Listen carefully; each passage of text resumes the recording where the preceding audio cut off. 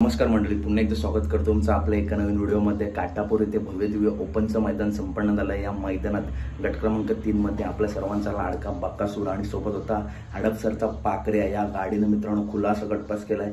मला वाटतं 1000 फूट पल्ला आरामात आहे, चांगला मोठा पल्ला आहे, त्याच्यामुळे सेमीला काटाकीर लढती आपल्याला बघायला भेटतील। त्याच्यानंतर घोटकरांचा रॉकेट, घोटकरांचा सर्जा आपल्याला गट क्रमांक 5 मध्ये पळताना दिसला। त्यासोबत होता दोन्ही खांदी पब्लिकचा भित्ताड, वाटेगावचा बादल। ही गाडी गट क्रमांक 5 मध्ये गटपास झाली।